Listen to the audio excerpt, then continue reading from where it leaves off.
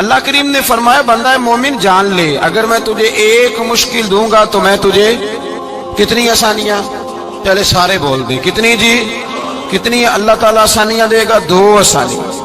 ہم لوگ اچھا جب ہمارا ذہن بن جاتا ہے نا کمزوری کا، ہمارا جب مزاج بن جاتا ہے مایوسی کا، پھر معاملہ ذرا ہمارے لیے گمبھیر ہو جاتا ہے۔ اگر ہم یہ ذہن بنائے نا کہ مشکل میرے اللہ کی طرف سے آئی ہے تو وہ مجھے آسانی بھی ضرور عطا کرے گا، تو پھر اللہ ضرور ہی آسانیاں عطا فرماتا ہے۔ اور جو مشکلات زندگی میں آتی ہیں نا، حضرت مولا علی شیر خدا رضی اللہ تعالیٰ عنہ کا بڑا خوبصورت فرمان ہے۔ حضرت علی فرماتے ہیں جب تجھے مشکل آتی ہے تو وہ تجھے رب کا پتہ بتانے آتی ہے، وہ تجھے اللہ کا پتہ بتاتی ہے۔ اس لیے کہ جب تو سارے اسباب کر لیتا ہے، جو ضرورت ہوتی ہے پوری کرتا ہے، تندرست ہو کے وہ کام کرتا ہے، پھر بھی کام نہیں ہوتا، تو اس کا مطلب ہے کرنے والا تو نہیں، کرنے والا کوئی اور ہے جو کام کرنے والا کوئی اور ہے۔ تو عزیز بھائی یاد رکھیں، ہر مشکل کے ساتھ اللہ نے آسانی رکھی ہوتی ہے۔ اگر اللہ تبارک و تعالیٰ بیماری عطا کرے تو اس کے ساتھ اللہ پھر جو تندرستی دیتا ہے وہ بھی بڑی اعلیٰ عطا فرماتا ہے۔ اگر اللہ کبھی غربت دے تو پھر اس کے بعد جو اللہ تعالیٰ آسانی دیتا ہے وہ بھی بڑی اعلیٰ عطا فرماتا ہے۔ اگر کہیں سے آپ کو دکھ ملتے ہیں تو پھر جب سکھوں کا وقت آتا ہے تو پھر گنے نہیں جاتے۔ یاد رکھیں مشکلات کے پہلو میں آسانیاں ہوتی ہیں، اور جس آدمی کو مشکل آتی نہیں، میرے نبی کریم سید عالم صلی اللہ علیہ وسلم نے فرمایا مومن کو جو مشکل بھی آتی ہے اللہ اس کی برکت سے اس کے گناہوں کو معاف فرما دیتا ہے، اللہ اس کی برکت سے اس کے گناہوں کو معاف کرتا ہے۔ یہاں تک کہ حضور نے فرمایا میرے مومن کو کانٹا بھی چبھے تو اللہ تعالیٰ اس کی مشکل کو آسان فرما دیتا ہے۔ 2 بزرگ بیٹھے تھے، ایک حضرت احمد رحمت اللہ علیہ اور ایک حضرت شرف الدین منیری رحمت اللہ علیہ۔ تو حضرت شرف الدین منیری کہنے لگے کہ دوست اصل میں وہ ہوتا ہے جو دوست کی طرف سے آنے والی تکلیف پر صبر کرے، جو اللہ کی طرف سے آنے والی تکلیف پہ صبر کرے وہ اللہ کا محبوب ہوتا ہے۔ تو حضرت احمد فرمانے لگے نہیں مجھے تیری بات کی سمجھ کوئی نہیں آئی، صبر کرے وہ اللہ کا دوست ہے، مصیبت پہ صبر کرے۔ تو کہا جناب پھر اگر نہیں سمجھ آئی تو آپ بتا دیں اللہ کا دوست کون ہے؟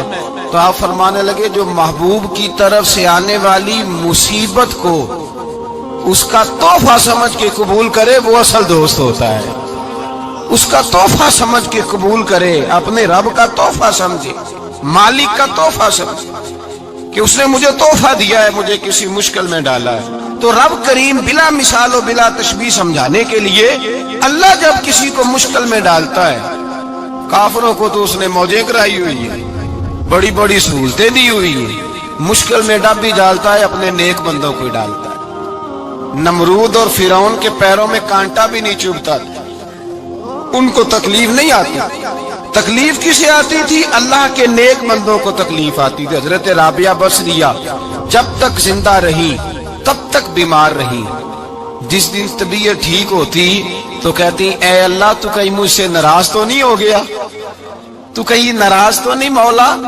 مولا جب تو مجھے تکلیف دیتا ہے تو میں رو کے تیری عبادت کرتی، جب مجھے دکھ ہوتے ہیں تو میں سجدے میں تڑپتی، اور خدا بندہ اب تو میں سکھی ہوں، موج میں ہوں، مجھے رونا ہی نہیں آ رہا، تو خدا بندہ تو کہیں ناراض تو نہیں ہو گیا مجھ سے؟ دکھ تو اچھے ہوتے ہیں، دکھ تو پیارے ہوتے ہیں، اور دکھوں کے بعد جو اللہ آسانی دیتا ہے اس آسانی کا پھر کیا ہی کہنا۔ اس حضرت ایوب علی نبینا علیہ الصلوۃ والسلام بیمار رہے، 60 سال اللہ نے تندرستی دی۔ کتنے سال بولے؟ 60 سال، غور کرنا بات پر، 60 سال علیل رہے، پھر بیمار ہو گئے، 18 سال ہو گئے بیمار ہوئے۔ زوجہ کہنے لگی دعا کر لیں آپ کو اللہ صحت دے دے۔ ہمیں اگر کوئی بندہ پوچھ لینا کہ بھائی کبھی کوئی خاص بات تو سناؤ، تو ہم جو ساری زندگی سکھ کے ساتھ سوئے ہوتے ہیں وہ بات نہیں سناتے، وہ جو ایک رات درد سے نیند نہیں آتی اس رات کا قصہ سناتے ہیں، کہتے ہیں وہ میرے الٹے دانت میں درد تھا تو میں ساری رات سو نہیں سکا۔ او بھائی جو ساری زندگی سویا ہے اس کا تو ذکر نہیں کر رہا، اور ایک رات جو تجھے نیند نہیں آ رہی۔ کسی سے پوچھا جائے ڈاکٹر کہتے ہیں 360 ہڈیاں ہوتی ہیں وجود میں، کسی سے پوچھا جائے نا تیرا کیا حال ہے تو 359 ہڈیوں کا ذکر نہیں کرتا، جس گھٹنے میں درد ہے اس کا ذکر کرتا ہے، کہتا ہے یہ گھٹنے میں بڑی درد ہے۔ او بھائی باقی 359 ٹھیک ہے نا، ان کی بھی تو کو بات سنانا۔ حضرت رابعہ بصریہ رحمت اللہ علیہا کے پڑوس میں ایک نوجوان رہتا تھا، آپ کے پڑوس میں، تو وہ جب جو محلے میں بچے رہتے ہیں نا گاؤں میں، ان کا پتہ ہوتا ہے، پڑوسی تھا تو 34-35 سال نوجوان کی عمر ہو گئی، کبھی بیمار نہیں ہوا۔ ایک دن اس کی طبیعت علیل ہوئی، سر میں درد ہوا تو اس نے پٹی باندھ لی سرخ رنگ کی، باہر نکل کے آیا۔ حضرت رابعہ بصریہ علیہ رحمہ نے دیکھا تو فرمانے لگے بیٹے خیر ہے؟ لگا جی اماں جی سر میں بڑی درد ہے۔ آپ فرمانے لگے کتنی عمر ہو گئی؟ کہنے لگا 34-35 سال۔ فرمانے لگے پہلے تو کبھی درد نہیں نہ ہوئی؟ کہنی اماں جی آج ہی ہوئی ہے۔ تو آپ فرمانے لگے 34 سال اللہ نے صحت دی ہے، تو نے شکر کی ایک پٹی بھی نہیں باندھی، اور آج درد ہوئی ہے تو شکوے کی پٹی تو نے فوراً ہی باندھ لی ہے، کوئی شکر کی پٹی بھی باندھنی چاہیے۔ حضرت ایوب 18 سال بیمار رہے، زوجہ کہنے لگی دعا کر لو، تو آپ فرمانے لگے بی بی سے کہ صحت کتنی دیر رہی؟ اس نے کہا 60 سال۔ تو آپ فرمانے لگے ذرا بیماری کو بھی 60 سال گزر لینے دو، پھر دعا بھی کر لیں گے۔ یہ دعا کی، اللہ یہ لفظ کہے اللہ نے صحت دے دی، تندرستی آ گئی۔ ایک دن گھر میں بیٹھے بیٹھے زوجہ کہنے لگی کہ ایوب یہ بتاؤ دکھ اچھے کہ سکھ؟ آپ فرمانے لگے سارے دن ہی اللہ کے ہیں، پر دکھ بڑے اچھے تھے۔ مجھ سے پوچھو تو دکھ بڑے اچھے تھے۔ کہا کس طرح؟ تو حضرت ایوب فرمانے لگے جب میں بیمار تھا تو 24 گھنٹے میں ایک دفعہ میرا رب میرا حال پوچھا کرتا تھا، ایک دفعہ میرا اللہ پوچھتا تھا ایوب تیرا حال کیا ہے؟ فرماتے ہیں 12 گھنٹے تو لذت ہی رہتی تھی کہ میرے رب نے میرا حال پوچھ لیا، اور اگلے 12 گھنٹے میں انتظار کرتا تھا مالک حال دوبارہ کب پوچھے گا۔ فرمانے لگے اب صحت تو ہو گئی ہے، پر اب میرا رب میرا حال تو نہیں نہ پوچھتا۔ بھائی مشکلات جو ہوتی ہیں وہ تو تجھے سجا دیتی ہیں، سوار دیتی ہیں، تجھے یاد آتا ہے کوئی اپنا، جب تجھے درد ہوتی ہے نا، تکلیف ہوتی ہے، پھر تیرا دل کرتا ہے کوئی کندھا ملے جہاں میں سر رکھ کے رہوں۔ پھر اسی لیے تو کسی درویش سے کسی نے پوچھا تھا اپنا کون ہوتا ہے؟ تو کہا جو تجھے دکھ کے وقت یاد آئے وہ تیرا اپنا ہے، جو تجھے عین آزمائش کے وقت یاد آئے اور تجھے اس کا نمبر فوراً تیرے موبائل پہ چلنے لگے وہ تیرا اپنا سجن ہے، جس کو تو دکھ کے وقت یاد کرے۔ تو بھائی مشکلات کے بعد جو اللہ آسانی دیتا ہے، حضرت ابراہیم کو آگ میں بھی پھینکا گیا، حضرت ابراہیم علیہ السلام کو ستایا بھی گیا، نکالا بھی گیا، لیکن جب ان مشکلات سے گزرے تو میرا رب فرماتا ہے وَإِذِ ابْتَلَىٰ إِبْرَاهِيمَ رَبُّهُ بِكَلِمَاتٍ فَأَتَمَّهُنَّ قَالَ إِنِّي جَاعِلُكَ لِلنَّاسِ إِمَامًا۔ کہا جب ابراہیم پورے اترے تو پھر ہم نے انہیں امام بنا دیا۔ یا اللہ کس طرح کی امامت دی؟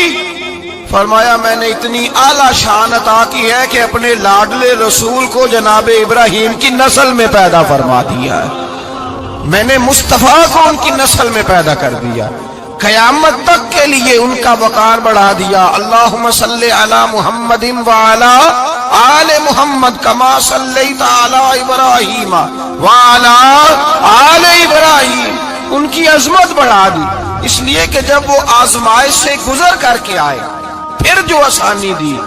میرے نبی پاک صلی اللہ علیہ وسلم نے دین ابراہیمی کی بہت ساری چیزوں کو رکھا، کہا میں ملت ابراہیمی پہ ہوں۔ جب کوئی مشکلات کو عبور کر کے آتا ہے، جب کوئی تکلیفیں سہ کر کے آتا ہے، اس کے لیے جو اجر ہوتا ہے، اس کے لیے جو پھر اللہ کتنی ذرا بڑی توجہ کیجئے گا۔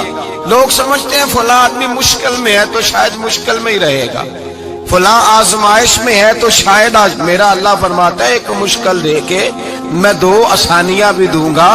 تم مشکل دیکھ رہے ہو، مشکل نہ دیکھو، وہ جو اس کو بعد میں آسانی آنے والی ہے، اور ڈبل جو میں اس پر نعمت کرنے والا ہوں اس کو دیکھو۔ حضرت یوسف کو بھائیوں نے کنویں میں ڈال دیا تھا، اور جب کنویں سے نکلے تو مصر کے بازاروں میں بکے، اور پھر زلیخا نے الزام لگایا تو حالات بگڑ گئے، حضرت یوسف کو جیل جانا پڑا۔ کتنی کٹھن زندگی تھی، لیکن میرے مالک کو کچھ اور ہی منظور تھا. کنویں میں گرنے والے، بازار میں بکنے والے، جیل میں جانے والے، الزام لینے والے جناب یوسف کو رب کریم نے اسی مصر کا بادشاہ بنا دیا. اللہ پاک نے اسی مصر کا حکمران بنا دیا. یاری تیری سونا پر ازمیشاں تیریاں اگ، اے سونا پرکھیا جاوند آئی پہلو نال اگاں دے لگ. اس کے لیے تھوڑا سا جتن کرنا پڑتا، تھوڑے کٹھن حالات سے گزرنا پڑتا، تھوڑی آزمائشوں کا روپ دیکھنا پڑتا. ہم چاہتے ہیں کہ ہمیں چھیڑے کوئی نہ کوئی تکلیف نہ آئے، کوئی آزمائش. یہ ہو نہیں سکتا میرے بھائی. نامی کوئی بغیر مشقت نہیں ہوا. 100 بار جب عقیق کٹا تب جا کر نگی ہوا. ہم چاہتے ہیں کہ ہمیں کچھ بھی دقت نہ آئے، مشکلات نہ آئے.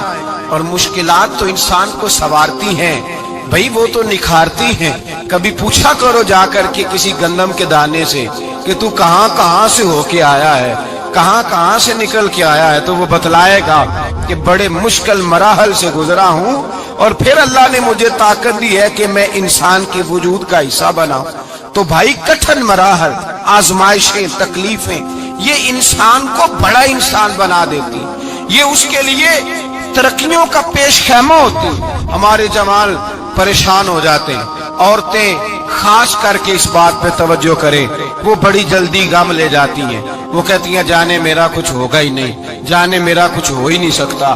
میرے بھائی درجنوں اور بیسیوں لوگ ایسے ہیں جن کی اولادیں نہیں تھی لیکن نام ان کا ان سے بھی زیادہ ہے جو بڑے بڑے صاحب اولاد. حضرت عبداللہ مزنی حضور کے غلام تھے، قبیلہ مزن کے رہنے والے. والد فوت ہو گئے، چچا نے پالا تھا، اسلام قبول کر لیا. چچا اسلام کا بڑا دشمن ہے، حضور کا نام آئے تو جلال کرتا، حسد اور بغض میں جل جاتا، بڑی اسلام کے ساتھ دشمنی اور عناد رکھتا ہے. حضرت عبداللہ کہتے ہیں پہلے تو میں عشق رسالت کو دباتا رہا، پھر یہ چنگاری شعلہ بن گئی، پھر کہ یہ ہلکا سا جذبہ سمندر اور صحرا کا روپ دھار گیا. فرماتے ہیں ماں تھی اور میں تھا. میں گیا جا کے چچا سے کہا میں نہیں رہ سکتا. کہاں جائے گا؟ تو میں نے دھیمے لہجے میں کہا میں مدینے جاؤں گا. اب میں رسول اللہ کے مدینے جاؤں گا، اب میرا گزارا نہیں ہوتا، اب میں جاؤں گا. کہتے ہیں چچا کہنے لگا اچھا تو وہاں جائے گا؟ تجھے میں نے پالا، میں نے پوسا، وہ مکان میں نے تجھے بنا کے دیا، تیری جیب میں جو پیسے ہیں میرے دیے ہوئے ہیں. کہتے ہیں میں نے کہا چچا میں سارا کچھ سوچ کے آیا ہوں، مکان بھی تو رکھ لے، پیسے بھی رکھ لے. کہتے ہیں اس نے ہر چیز رکھوا لی. جب پلٹنے لگا تو چچا کہنے لگا جو کپڑے تو نے پہنے ہیں یہ بھی میں نے خرید کے دیے تھے. حضرت عبداللہ فرماتے میں نے وہ کپڑے بھی اتار کے دیے. برہنہ حالت میں ماں کے پاس گیا اور میں نے کہا اماں میں پہلے بھی تو ننگا پیدا ہوا تھا، تو انہیں ہی کپڑے پہنائے تھے، میرا پھر بدن ننگا ہو گیا ہے، کپڑے دے دے. کہتے ہیں 2 بیویوں والے کپڑے اماں نے دیے، ایک میں نے تامت باندھ لی، دوسرا اوڑھ لیا اور مدینے پہنچا. کہتے ہیں جب میں ٹھنڈی رات مدینے پہنچا تو کالے رنگ کے حبشی غلام حضرت بلال دودھ کا پیالہ لیے کھڑے تھے، ہاتھ میں کھجوریں تھی، کمبل تھا. کہنے لگے آجا آجا، مصطفیٰ نے فرمایا تھا قبیلہ مزن سے میرا غلام آ رہا ہے، میں ساری رات سے تیرا انتظار کر رہا ہوں. حضرت جناب سیدنا عبداللہ رضی اللہ تعالیٰ عنہ فرماتے ہیں میری مشکل آسان ہوئی. فرماتے ہیں مجھے مدینے میں اعزاز مل گیا، مجھے عزت مل گئی، ہر آدمی میری قدر کرنے لگا. گویا حضور کہتے ہیں کہ حضرت عبداللہ دعا کرنے لگے کہ اے اللہ تو نے مجھے بڑی شان دی ہے مصطفیٰ کی گود میں، اگر اسی رحمت کے چھاؤں میں پردہ کر جاؤں تو میری بات بن جائے گی. حضرت عبداللہ کا وصال بھی رسول اللہ کی گود میں ہی ہو گیا. گود میں نہ کوئی رشتہ دار، نہ کوئی تعلق دار، نہ کوئی ہمسایا اپنا، نہ کوئی چچا، نہ کوئی ماموں. شہر میں تنہا اسی کسے دے کچھ نہیں جے لگ دے تے نہ کوئی ساڈا دردی. تنہائی جنازہ اٹھا تو اٹھانے والے کون ہے؟ ابو بکر صدیق، فاروق اعظم، عثمان غنی، مولا علی، حسنین کریمین جنازے میں شامل. میرے رسول پاک صلی اللہ علیہ وسلم نے جنازہ پڑھایا. دیکھو مشکل کاٹی تھی تو آسانی کا رنگ دیکھو، آسانی کا انداز دیکھو. حضرت سیدنا अबू दरदा रदी अल्लाह ताला अन्हु इरशाद फरमाते, मदीने में रिवाज था कि जब कब्र में उतारने लगते थे तो करीबी रिश्तेदार उतारा करते थे, पर अब्दुल्ला का तो रिश्तेदार ही कोई नहीं था मदीने में, कौन उतारे? फरमाया जब कब्र में उतरने लगे तो हजरत अबू बकर सिद्दीक और हजरत उमर फारूक उतर गए कि हम कब्र में उतारते हैं। रसूलुल्लाह ने फरमाया तुम बाहर निकलो। तुम क्यों कब्र में गए हो, बाहर आओ। कहते हम बाहर आए तो अल्लाह के रसूल अंदर गए। फरमाया कौन कहता है इसका कोई नहीं, मैं जो मौजूद हूँ। कौन कहता है कोई नहीं? फरमाया रखो मेरे हाथों पे। कहते हैं हुजूर के दस्ते मुबारक पे रखा और बाहर खड़े हम रश्क करने लगे कि वाह अल्लाह तेरा आसानी देने का रंग, आसानी। इसने मुश्किल बर्दाश्त की तो रब ने मुस्तफा के कदमों में आसानियां अता फरमाई। पसे और हुजूर ने कब्र में रखा, नबी पाक ने। मेरे दादा मुर्शिद कहते हैं इश्क सरकार की एक शम्मा जला लो दिल में, बाद मरने के कब्र में भी उजाला होगा। और मेरे आला हज़रत फरमाते हैं लहद में इश्क रुखे शाह का दाग लेके चले, लहद में इश्क रुखे शाह का